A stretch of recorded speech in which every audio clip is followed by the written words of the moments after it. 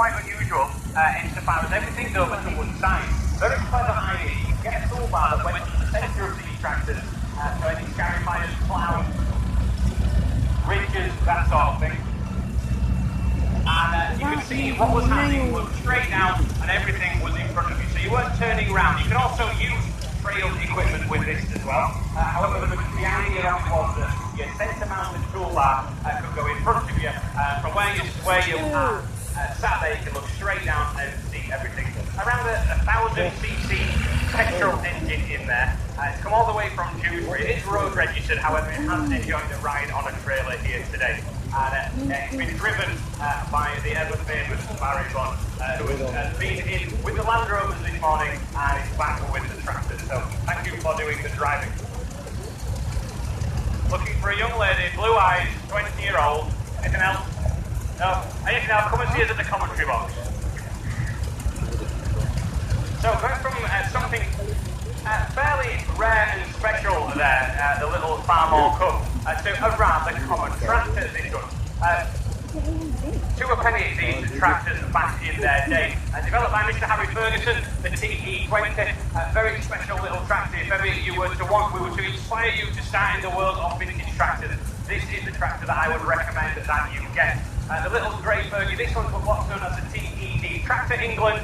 D is the code for petrol TVO. So you start the tractor on petrol, let it warm up, put it onto tractor vaporising oil. It's a very cheap alternative to petrol. Runs all day on around one tank.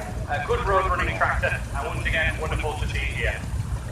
Also got the 2-furrow plough on there. That does actually look like a Ferguson plough as well. So usually the little Ferguson was perfectly capable of pulling a 2-furrow plough in normal ground that isn't too stony. So this is a TEA, I believe. Am I right? Yeah. Or a TED that's actually been converted back to petrol only. This one. Got a few additions on there. Got my little guard open. It's got one on that side, so you can see. Yeah. And that's the bit of a safety feature, so you can't put your fingers in towards the fan belt, and also keep the engine warm or cool, depending upon the conditions. It directs the air over the engine. So it was actually an addition that you could have bought when you bought your Fergie. Once again, great to see you here. Thank you.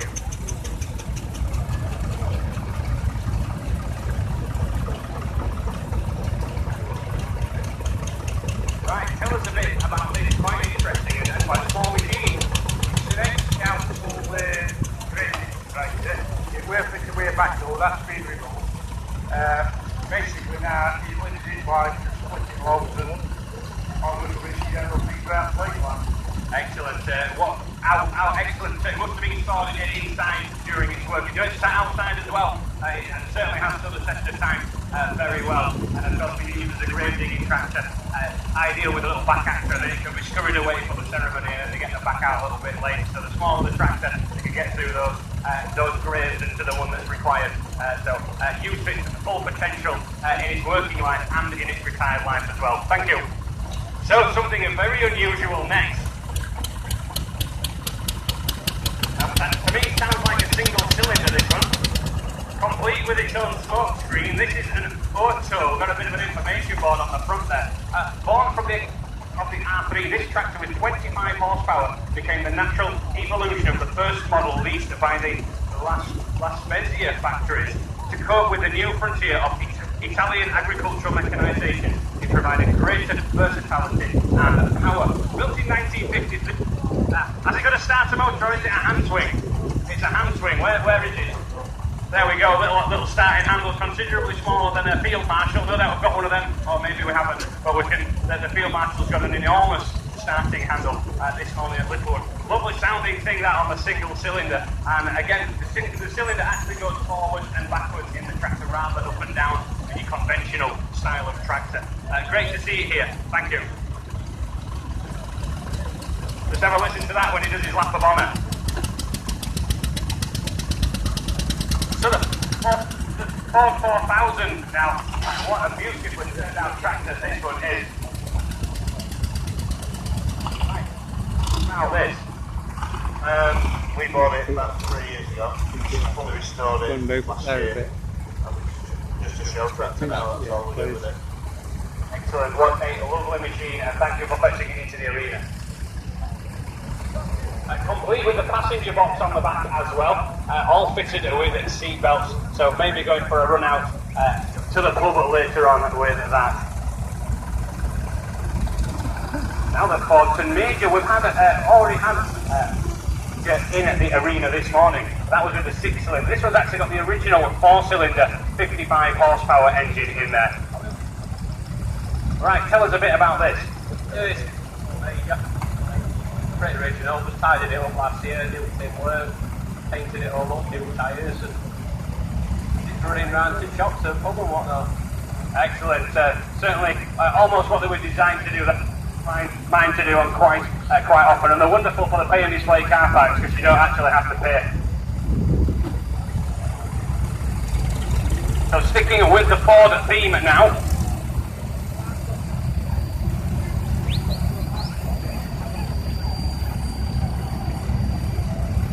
So, a tractor here in its working clothes. 1969, Ford 4000, and the tray on the front here would have been used initially for carrying weights. So if you have got a large plough on the back, out in Lincolnshire, places like that where the soil is lovely and sandy, this would possibly get away with towing a 5 or 6 for a plough. But when you lift it up on the back of the tractor, it will pick the front end up. So put the weights on the front just to keep that front end down. Great to see one here in its working clothes, still capable of doing a day's work. Thank you. So, first of our David Browns now. Now this is the Cropmaster, built at Huddersfield. Okay, so this is a 1953 Cropmaster. The petrol paraffin one, this, yeah, and very strange in its design, but also quite revolutionary. As far as this is a tractor with 2 seats, you can take a passenger. All the pedals that you need are on this side of the tractor, not either side as it would be on a conventional tractor, and the steering wheel is slightly over this way as well. Quite a fast tractor, capable of about 15 miles an hour on the road, so a nice road running tractor as well. Thank you.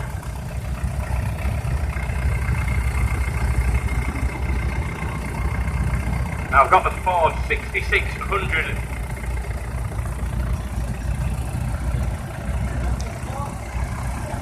Right, tell us a bit about this. Put your bag down here. From Westwood side, and it was registered in 1976. I've had it ever since. Been in quite a while, this one. Thank you.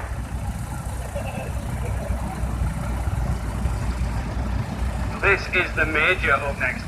A lot about this so far.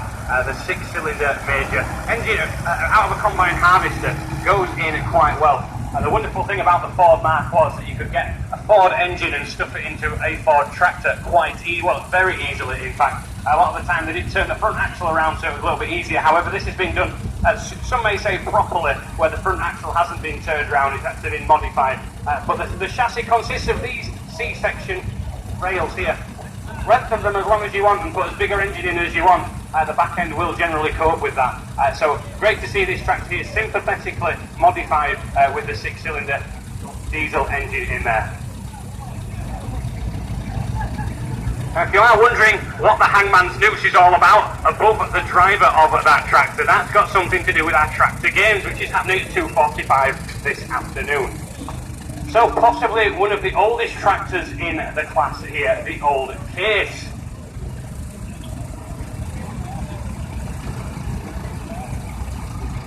Tell us about 1936 Case Model C, obviously petrol CVO. There's no foot pedal on this at all, but everything's out. That's a lot. to actually drive this tractor stood up very easily, yes. And how big is that engine? Oh, they're only rated about 45 horsepower. But the size-wise, it must be around 4.5 litres, only producing around 35 horsepower. So you just see how technology has come on over the years. Now you can get a 1 litre Fiesta that generates 170 odd horsepower. So it's amazing, all that engine there developing only 35 horsepower. But quite the agricultural engines were detuned for longevity.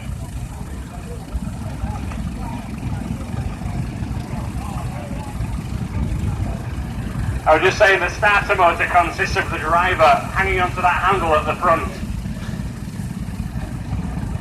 So the iconic little grey Fergie. This is a diesel Fergie with the loader and the cordwood saw on the back as well.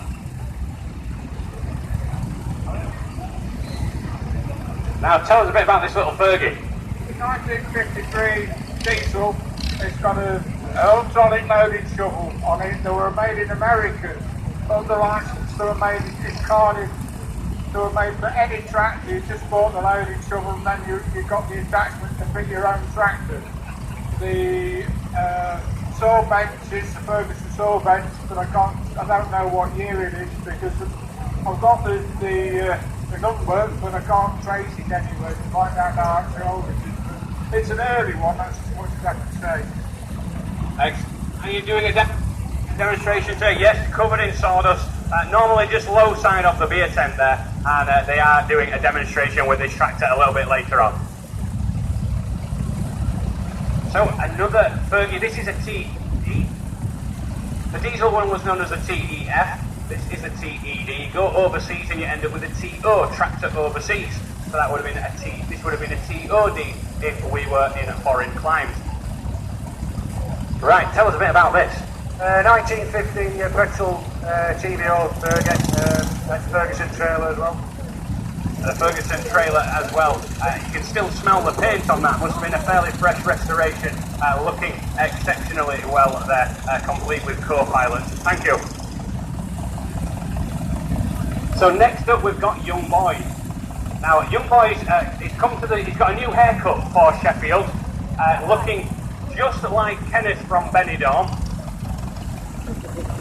So you'll be running that into me. So this is my little tractor. This is a little grey Fergie with a difference. It was actually a TEA tractor, Tractor England. A stands for straight petrol. And the block was cracked. So we picked it up for just over £200. And in the other corner of the shed we had a Land Rover diesel engine. So we put the Land Rover diesel engine in it now. So we've tripled its horsepower.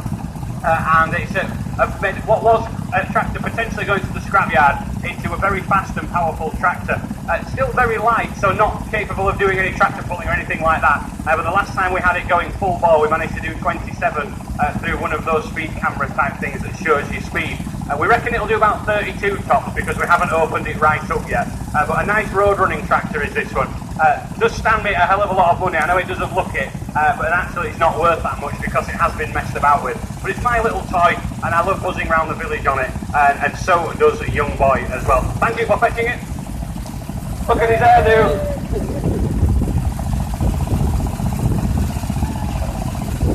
So there's Kenneth from Benidorm. He's going to be signing autographs a little bit later on.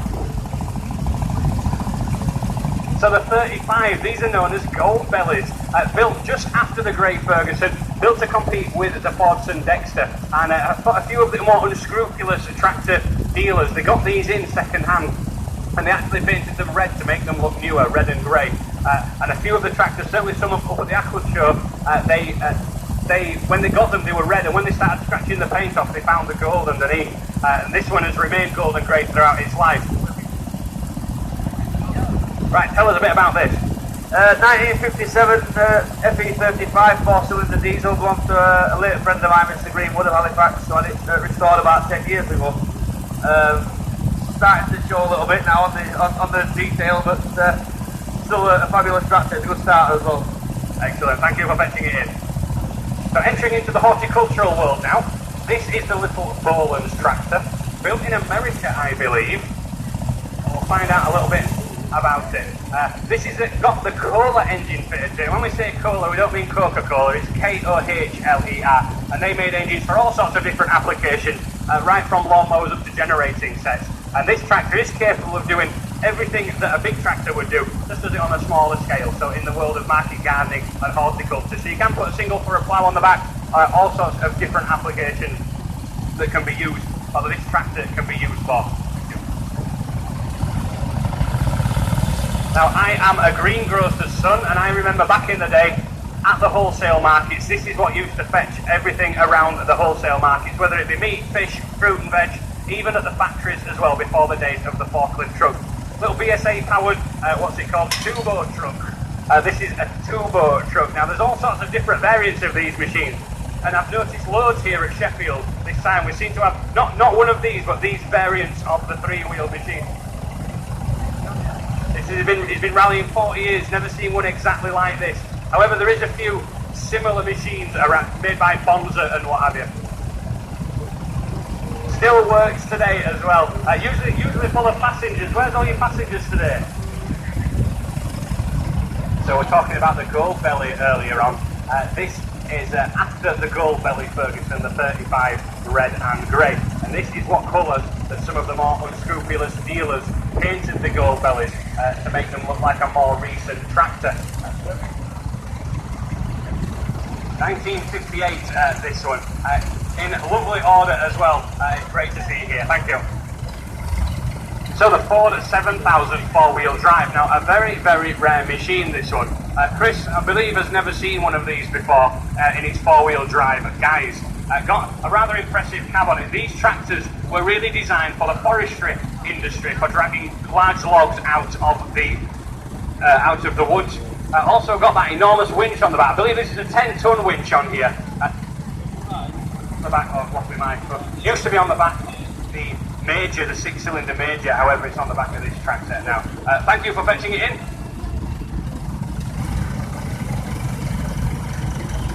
Now we have got an exclusive here. This is the first time out with this Nuffield for John. He spent the past couple of years lovingly restoring it.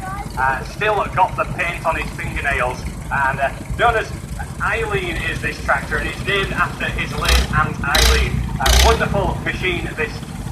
Quite a basic machine back in their day. Used the BNC engine, which was used for all sorts of different applications, including the early JCBs, buses, boats, and of course tractors. It's quite rare to see one of these tractors with the full axles on. You can't actually see from up there this axle. So a lot of the farmers, the first thing they did with them, well, we'll have it about that level. Then they got the gas axe and they chopped these off because they were good at going into the farm gates and pulling the gate post out with the stub axle. With the full length stub axle is quite a rare thing. Thank you. One for memorabilia line. Now next we've got an International Harvester. Now that's all part of the McCormick Group, the 444.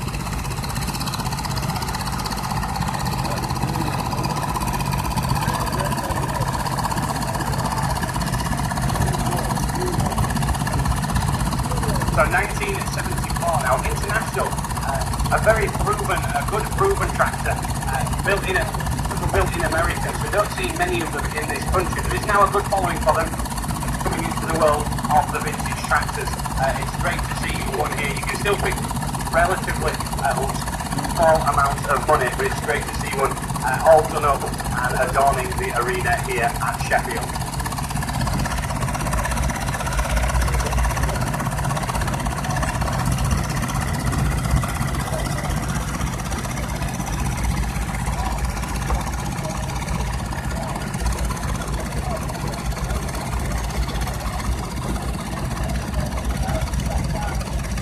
So we've got the wheel horse now, an American tractor. Looks like that engine didn't grow in there, the little diesel engine. A lot of these were petrols, built in America. Not your standard garden tractor.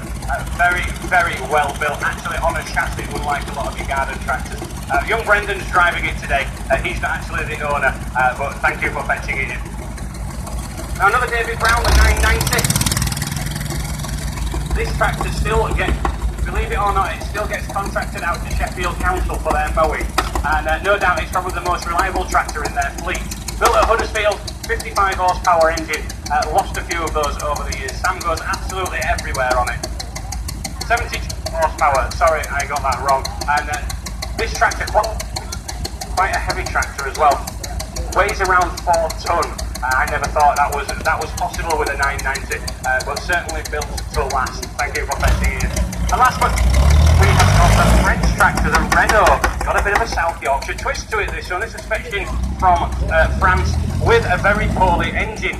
So Harold, who is the owner, who just sat on the side of the commentary box there, he went out and got a Pit Loco engine. So it's actually a French tractor with a Pit Loco engine in it from somewhere in South Yorkshire, I'm not quite sure where. It is a very similar engine to what was in there to start with, however it's been tuned up so it's actually twice the horsepower of what it should be. Fair knocks on and also capable of carrying 2 passengers as well. Got a lovely exhaust note to it there as well with the straight through pipe. So thank you for fetching it in. Right, we are running a little bit late, so we're going to try and get their tractors back out.